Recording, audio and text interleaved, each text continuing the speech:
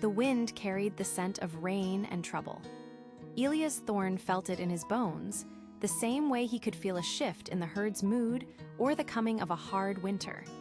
He hammered another staple into the weathered fence post, the sharp crack echoing across the vast, empty plains of Montana. The sky to the west was a bruised purple, the clouds churning like a pot about to boil over. He'd need to get the horses into the lower pasture before it hit. A trip into Harmony Creek earlier that day had left a sour taste in his mouth. Sheriff Miller, a man whose gut hung over his belt like a sack of grain, was tacking up posters on the community board. Elias had seen the face on the paper. A young native man from the nearby Blackfoot Reservation, his expression defiant even in the grainy photograph. The charge was trespassing and assault on Mayor Thompson's land, a claim Elias found dubious. Thompson had been greedily eyeing reservation-adjacent property for years, his methods growing less subtle with each passing season. The first drops of rain, fat and cold, splattered against the dust at his feet. Elias worked faster, his movements economical and sure. He herded the last of the mares into the shelter of the cottonwoods just as the heavens opened. The wind howled, whipping the rain into horizontal sheets that stung his skin. He ran for the big barn. Its red paint faded to a dull, weary rose, and pulled the heavy doors shut, the world outside dissolving into a roaring chaos of wind and water. Inside, the familiar smells of hay, leather, and earth were a small comfort. He lit a kerosene lantern, its golden glow pushing back the shadows. As he checked the latches on the stalls, he heard something, a soft, pained sound, nearly lost in the storm's fury. It wasn't a horse or a cat, it was human. His hand instinctively went to the hunting knife on his belt. He moved slowly, holding the lantern high. Behind a stack of old hay bales, huddled in the deepest shadow, was a figure. The lantern light fell upon a young man, soaked to the bone, clutching a bloody arm. His face, streaked with mud and exhaustion, was the same one from the poster. Their eyes locked. Elias saw no menace, no hardened criminal. He saw raw, animal fear and the desperate plea of a hunted man. The sheriff's words about a violent degenerate seemed like a hollow lie in the face of this trembling youth. In that moment, Elias wasn't thinking about the mayor, the sheriff, or the town's approval. He saw a man who needed help. Without a word, he lowered the lantern. He pointed a steady finger upwards, towards the dark, cavernous hayloft. The message was clear: up there, hide. The young man's shoulders sagged in relief, a silent thank you passing between them. Elias left a canteen of water and a clean rag from his saddlebag at the base of the ladder before stepping back out into the storm, the heavy barn door closing on a secret that now belonged to him. The morning broke clean and sharp, the air scrubbed raw by the night's fury. A cool Montana mist clung to the low-lying fields, and the scent of damp earth and pine filled Elias' lungs as he stepped onto his porch. The world was deceptively peaceful, a placid surface over the churning anxiety in his gut. Every normal sound, the distant lowing of a neighbor's cattle, the nicker of his own horses in the corral, seemed amplified, a potential threat. He forced himself into his routine, his movements deliberate. He fed the horses, his eyes flicking constantly toward the barn, his ears straining for any sound from the hayloft. He was mending a section of fence damaged by a fallen branch when the crunch of tires on his gravel driveway cut through the morning quiet. Elias' heart hammered against his ribs. It was Sheriff Miller's cruiser. He straightened up slowly, wiping his hands on his jeans, schooling his face into a mask of weary indifference. He walked to meet the car as Miller got out, adjusting his belt.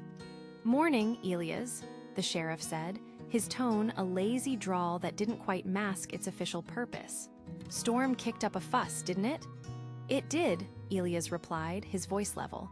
"Took down a branch on my fence line." Miller nodded, his eyes scanning the property, lingering for a moment too long on the barn. "Just making the rounds. Checking in, you know we're still looking for that boy from the reservation. Thompson's raising hell about it." He spat a wad of tobacco juice near Elias' boots. Figured he might try to find a place to lay low. "An outbuilding, a barn somewhere out of the rain. The implication hung heavy in the air. Above them, in the silent loft, Cale was likely holding his breath. Elias could feel the weight of his presence, a secret that felt physically heavy. "My barn's secure," Elias said, meeting the sheriff's gaze without flinching. "I checked it myself this morning after the storm, just horses and hay." A floorboard creaked inside the barn, a horse shifting its weight. Elias' blood ran cold. Miller's head tilted, his eyes narrowing. "Horses are restless after a storm," Elias added quickly, his voice a low rumble. "You know how they are." Miller grunted, seemingly accepting the explanation. "Well, if you see anything out of place, you call me. We can't have his kind thinking they can just run wild." "I'll keep an eye out," Elias lied. He stood his ground until the cruiser had turned around and disappeared down the road. Only then did the tension release from his shoulders, leaving him feeling shaky and drained. After waiting another 30 minutes, he took a bottle of water and a piece of leftover cornbread up the ladder to the loft. Cale was huddled in the corner, his eyes wide. "He's gone," Elias said softly, the boy visibly relaxed. Elias set the food down. "You need to tell me what happened, not the town's version. Yours." Cale hesitated, his gaze darting to the food, his stomach clearly winning a battle against his fear. He took a bite of the cornbread before speaking, his voice barely a whisper. "It wasn't like they said. Mayor Thompson, he came to our land. He said my father owed him money on a debt. He tried to take one of our family's horses as payment. My sister, she's only 14. She got in his way. He grabbed her." Cale's jaw tightened. I just pushed him away from her. That's all. He fell. I ran." Elias looked at the young man, seeing not a fugitive, but a brother protecting his sister. The sheriff's prejudiced words echoed in his mind, ugly and false. The quiet decision made in the storm had now found its voice. This was no longer just about offering shelter. It was about taking a stand. The gray morning light filtering through the barn's dusty planks revealed a grim truth. The makeshift bandage on Cale's arm was soaked through with a dark, angry red. A feverish glint shone in the young man's eyes, and his skin was clammy to the touch. The gash, a ragged line carved by a splintered fence post during his escape, was inflamed around the edges. Elias' medical knowledge was limited to what a rancher learns tending to livestock and mending his own frequent injuries, but he knew infection when he saw it. This was beyond a simple wash and wrap. "Stay put," Elias said, his voice a low rumble that carried more weight than volume. "Don't make a sound, don't even breathe too loud. I have to go to town." Cale nodded weakly from the hayloft, clutching the old horse blanket tighter. The trust in his eyes was a heavy burden, one Elias felt settle deep in his bones. The drive into Harmony Creek was tense. His old Ford pickup felt like a fishbowl, every passing car a potential threat. The town square, usually a place of quiet, slow-moving life, buzzed with a nervous energy. Small groups of men stood talking on street corners, their gazes hard and searching. He saw Mayor Thompson's expensive sedan parked in front of the diner, a symbol of the man's smug authority. Elias parked in front of Miller's general store, the bell above the door announcing his arrival with a cheerful jingle that felt jarringly out of place. Martha Gable, the owner, peered at him over her spectacles. "Morning, Elias. Storm treat you all right?" "It was a noisy one," he replied, grabbing a shopping basket. He moved through the familiar aisles with deliberate calm, picking up coffee, flour, and some barbed wire staples, plausible items for any rancher. Then, he moved to the small pharmacy section. Antiseptic wash, sterile gauze, butterfly closures, and a bottle of strong painkillers. He tried to bury them under the other items, but his hands felt clumsy, his actions overt. "Stocking up, Thorne?" a voice boomed behind him. Elias turned slowly. It was Jed, a burly man who worked as one of Thompson's foremen and served as his most vocal supporter. His eyes flicked down to Elias' basket. "Just supplies, Jed. Ranch is always needing something." Jed smirked, leaning against a shelf of canned beans. "Heard the sheriff paid you a visit, looking for that little savage who attacked the mayor. "You ain't seen anything out your way, have you?" He'd stick out like a sore thumb on thorn land. Elias met his gaze, his face a granite mask. "Sheriff came and went. If I saw a trespasser, I'd handle it myself, Jed, you know that." The air thickened. For a moment, Elias was sure Jed saw right through him. But then the man just shrugged, his smirk returning. "Just keep your eyes open. There's a reward, you know." Elias just grunted in response, paid Martha in cash, and walked out, feeling Jed stare on his back the entire time. The drive home was a blur of adrenaline. He burst into the barn to find Cale shivering, his face pale. Without a word, Elias climbed into the loft with the bag of supplies. The immediate danger was over, but the walls of his quiet ranch now felt like they were closing in. The sun had barely crested the Beartooth Mountains, spilling pale gold light across the vast expanse of Elias Thorne's ranch. He sat on his porch step, the worn wood cool beneath him. A thick leather rein held firm in his gnarled hands. The air was crisp, carrying the scent of pine and damp earth, a smell that had been his constant companion for over 40 years. This land wasn't just property, it was a testament to a life of hard work, a silent partner in his solitude. But lately, a different scent had been drifting in from town, the sour smell of greed. Harmony Creek was changing.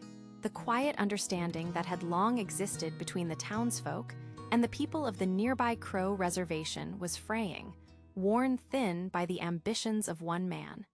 Mayor Thompson. Elias finished mending the rein, his movements practiced and efficient. He needed supplies, a trip to town he'd been putting off. Driving his old Ford pickup along the dirt road, he watched the landscape shift from open pasture to the neatly arranged storefronts of Harmony Creek. The town wore a mask of quaint charm, but Elias saw the cracks in the facade. He saw it in the wary glances exchanged when someone from the reservation came to the general store, and he heard it in the hushed, bitter conversations at the diner. He parked in front of the post office and saw the mayor himself, holding court on the sidewalk. Thompson, a man whose tailored suit always looked out of place against the town's rustic backdrop, was laughing loudly with a pair of out-of-towners in slick business attire. "It's practically unused land," Thompson was saying, his voice carrying on the morning air. "A gold mine for development once we clear a few zoning hurdles." Elias knew exactly what zoning hurdles meant. The land Thompson coveted bordered the reservation, land the tribe considered sacred. Sheriff Miller stood nearby, leaning against a patrol car, nursing a cup of coffee. He met Elias' gaze for a fleeting moment, a flicker of something, shame, perhaps in his eyes before he looked away, taking a sudden interest in the scuffs on his boots. Miller was a decent man at his core, but he was a weak one, caught in Thompson's orbit like a moth circling a flame. Elias said nothing. He simply collected his mail and walked to the feed store, his jaw set. He was a quiet man, not one for speeches or public stands, but a deep, unyielding sense of justice ran in his veins, forged in the deserts of a war-long past. He believed in doing right by your neighbors, and his definition of neighbor didn't end at the reservation line. As he loaded sacks of grain into his truck, he glanced west toward the mountains. Dark, heavy-bellied clouds were beginning to gather, a stark contrast to the clear blue sky overhead. A storm was brewing, both in the heavens and in the heart of his town. Driving back to the ranch, a profound sense of foreboding settled over him. He felt it in his bones, the fragile peace was about to shatter. 3 days passed in a quiet rhythm of shared meals and unspoken understanding. The fever had broken, and the color was returning to Cale's face. He spent his hours in the hayloft sketching on scraps of wood with a piece of charcoal Elias had given him, his hands recreating the shapes of the hills and the flight of the hawks he could see through the barn's high window. Elias found a quiet comfort in the young man's presence. It broke the deep silence of his solitary life, replacing it with a fragile, shared purpose. He'd watch Cale work, seeing not a fugitive, but an artist whose connection to the land ran as deep as his own. Meanwhile, on the reservation, that same connection was fueling a desperate search. Cale's sister, Lena, felt his absence like a physical ache. The official story from Thompson's men was a lie. She knew it in her bones. Cale was protective, not aggressive. She'd spent days listening to whispers, gathering fragments of information from those who'd seen the chase.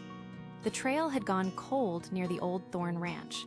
While others were afraid to approach the white man's land, Lena's fear for her brother was greater than her fear of the consequences. She moved with the silence of a hunter, following the creek that bordered Elia's property. The landscape was her map.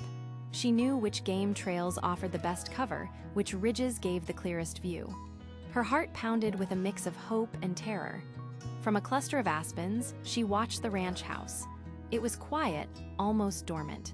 But then she saw him, an old man, moving with a stiff but steady gait, checking the fence line. It was Elia's Thorn. She watched him for a long time, her intuition telling her something was different about this place. It didn't feel hostile. It felt still. Elias sensed her before he saw her.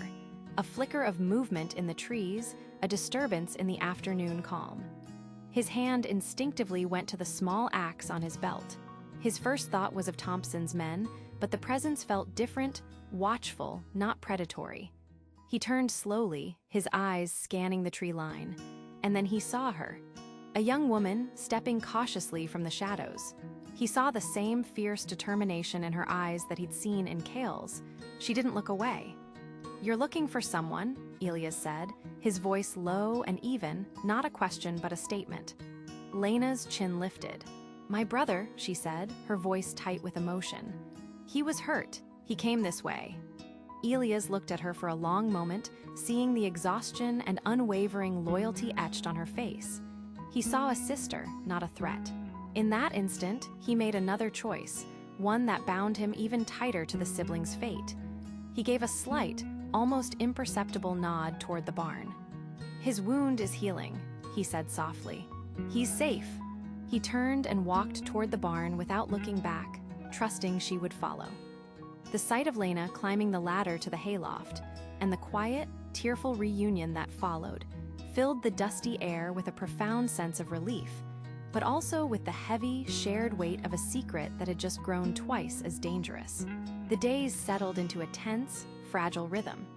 Lena's presence transformed the barn from a simple hiding place into a small, defiant outpost. She and Elias developed an unspoken partnership, a quiet understanding forged in shared risk.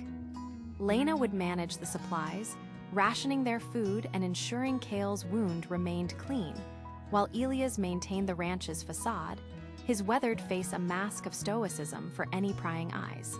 Cale, gaining strength, watched them, his gratitude a quiet but powerful force that bound the three of them together. They were a family of circumstance, their safety hanging by the single thread of a secret. The thread was stretched taut one afternoon, when the rumble of an engine broke the rural silence. It wasn't the familiar sound of Elias' truck. It was the heavier, more authoritative growl of the sheriff's vehicle. Elias' body went rigid. He gave a sharp, quick nod towards the barn before stepping onto his porch, positioning himself as a barrier. Lena and Cale vanished into the hayloft's shadows. Sheriff Miller didn't get out of his truck. Mayor Thompson did, his expensive boots crunching on the gravel, looking comically out of place. He surveyed the ranch with a proprietary air, his gaze lingering on the fences bordering the reservation. "Thorn," Thompson began, his voice smooth but laced with steel. "Just making the rounds. Some of your neighbors have expressed concerns about security, poaching, trespassing." He didn't look at Elias, but at his land. "This is a fine property, lots of potential. It'd be a shame if its value was compromised by trouble spilling over from the reservation." Elias' hands, resting on the porch rail, tightened into fists. He kept his voice level. "My fences are strong, Mayor. I handle my own security." Thompson finally met his eyes, a cold smile playing on his lips. "I'm sure you do, but times are changing. The county is looking to ensure all properties are up to code, especially those bordering federal lands. Inspections will be starting soon. We just want to make sure everything is in order." The threat was unmistakable, wrapped in bureaucratic language. He got back in the truck, and it sped away, leaving a cloud of dust and a heavy silence. Elias stood frozen for a long moment before turning back to the barn. When he entered, Lena and Kale were already down from the loft, their faces pale. The illusion of safety was shattered. "He's going to use the law to break you," Lena said, her voice shaking with quiet fury. "He'll find a reason to condemn this place or fine you until you have nothing left." Kale slammed a fist against a wooden post. "We can't just hide here and wait for him to destroy you, Elias. This is my fault." "This is Thompson's fault," Elias corrected, his voice a low growl. "But she's right. Hiding isn't a plan anymore." It was then that Lena's expression shifted. The fear was replaced by a fierce, focused light. "Then we don't hide. We fight back, but not his way, not with fists or threats." She looked from Elias to her brother. "We send a message.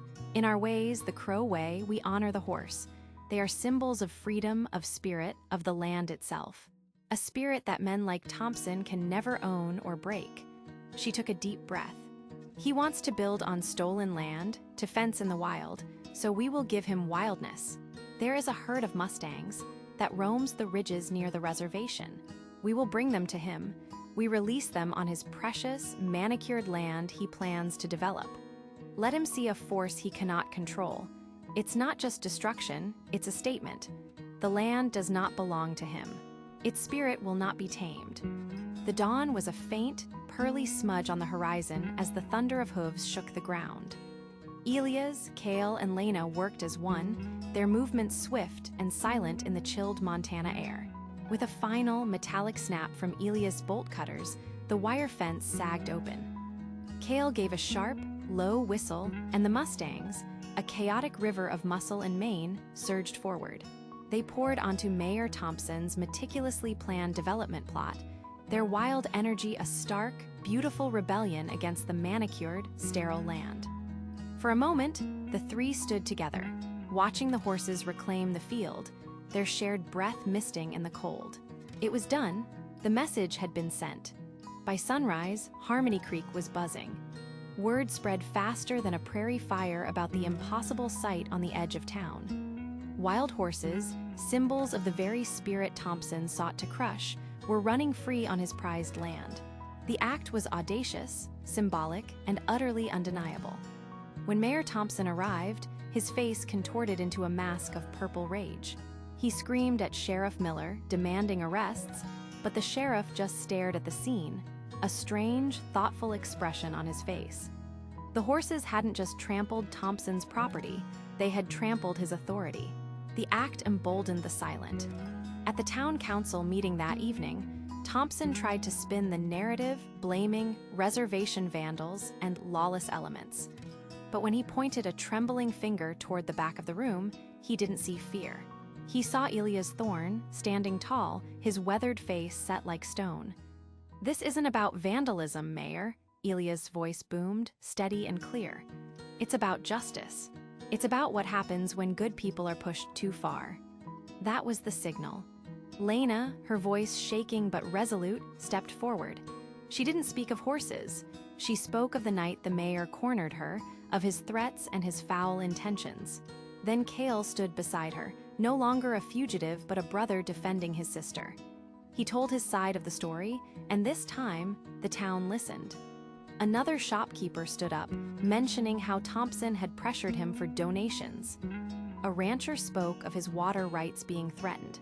The dam of fear had broken. Sheriff Miller, seeing the tide turn, finally acted.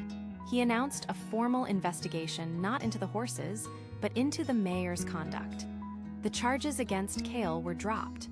Thompson's reign was over, collapsing under the weight of his own greed. A month later, a fragile peace had settled over Harmony Creek. Elias sat on his porch, sipping coffee as the morning sun warmed his face. Kale and Lena were with him, helping mend a section of fence near the barn. They were no longer hiding. A joint committee of ranchers and Crow elders had been formed to manage the wild mustangs, the first of many new collaborations. Looking at the two young people who had become like family, Elias felt a profound sense of rightness. The scars remained, but the wound between the town and the reservation had finally begun to heal. The wild spirit of the land and its people had endured.